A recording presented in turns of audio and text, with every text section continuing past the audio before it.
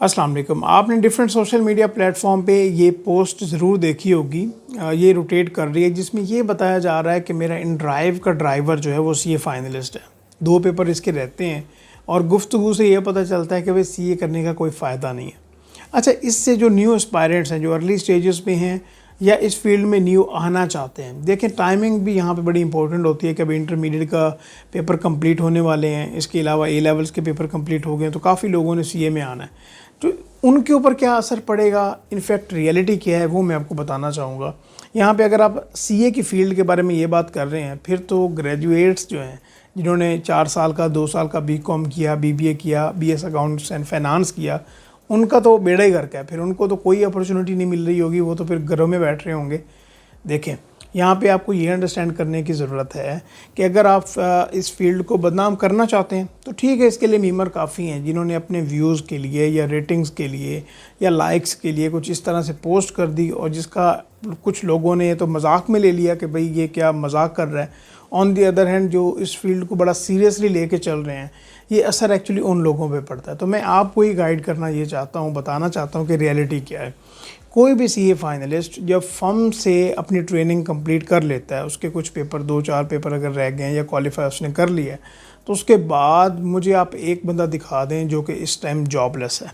कोई एक बंदा दिखा दें जिसने अपनी ट्रेनिंग कंप्लीट की हो। मैं ये नहीं कह रहा कि फ़ौरन उसने ट्रेनिंग कंप्लीट की है और उसको एक दिन बाद अपॉर्चुनिटी मिल गई है। महीना 2 महीने कुछ टाइम लग जाता है, जिसमें बंदा डिफरेंट कंपनीज़ में अप्लाई कर रहा होता है, या कंपनीज़ जहाँ पे वो ऑडिट कर चुका है वहाँ पे उसकी कम्युनिकेशन चल रही होती है, तो उसकी एडजस्टमेंट वहाँ पे हो जाती है। मुझे आपको एक बंदा दिखा दें तो मैं आपकी बात मान जाऊँगा कि भाई उसके पास अपॉर्चुनिटी नहीं है। दूसरी बात कर लेते हैं कि अगर पर्टिकुलरली बंदा अगर इन ड्राइव चला भी रहा है तो इसमें मसला क्या है। मैं आपको पर्सनली बताता हूँ, मेरी फैमिली में काफ़ी ऐसे लोग हैं जो कि घर से उनका जो डिस्टेंस बनता है ना जॉब का, वो काफ़ी ज़्यादा बनता है, लाइक 25 किलोमीटर 30 किलोमीटर। तो गाड़ी में भाई पेट्रोल भी डलता है, ठीक है ना। वो कहते हैं कि भाई अगर हम सुबह जा रहे हैं तो हमने खाली तो जाना है ना, तो पब्लिक ट्रांसपोर्ट पे जाएंगे। पाकिस्तान में आपको पता है कि उस तरह से सिस्टम नहीं है पब्लिक ट्रांसपोर्ट का, और बंदे को लेट हो जाती है, काम पे भी जल्दी पहुंचना है। तो वहाँ पे क्यों ना हम ये सर्विस को देख लें। अगर कोई फॉर एग्जांपल बंदा लोकेशन लगा देता है कि मैंने उस पर्टिकुलरली उस पॉइंट तक जाना है, तो जो मेरे साथ जाना चाहता है वो चला जाए। उससे क्या होगा कि जो मेरे पेट्रोल के एक्सपेंसेस होंगे वो कम हो आ जाएंगे। और आपको पता है कि आजकल इन्फ्लेशन कितनी ज़्यादा है, और आते हुए भी इसी तरह से कर लेते हैं। अगर कोई बंदा इस तरह से कर रहा है तो इसमें क्या बुरा बात है। अगर मैं जा रहा हूँ तो मैं भी अपने ऊपर यही एग्जांपल लगा सकता हूँ। तो आप इसका मतलब ये हरगिज़ नहीं है कि भाई मैं अपने एक्सपेंसेस को कम करने के लिए ये काम कर रहा हूँ, और इसके लिए मैं ये कहूँ कि भाई ये सीए जो फील्ड है फॉर एग्जांपल, ये तो फील्ड ही बेकार है, इसमें कोई बेनिफिट नहीं है।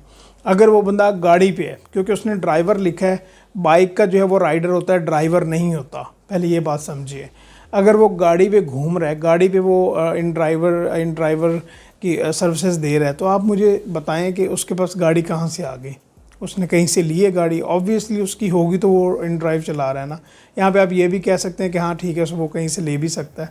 भाई वो पर्टिकुलरली कहीं पे जॉब भी कर रहा होगा, और आते जाते हुए या पार्ट टाइम में उसका ये प्लान बने कि भाई अगर मुझे इन ड्राइव चलाना चाहिए, तो इसमें कोई बुरी बात भी नहीं है। इस बात को अंडरस्टैंड करने की ज़रूरत है। सीए फील्ड हो, एसीसीए हो, सीएमए हो, इसमें जो भी फाइनलिस्ट हो, जो भी क्वालिफाइड हो, वो जॉब के बगैर नहीं रह सकता।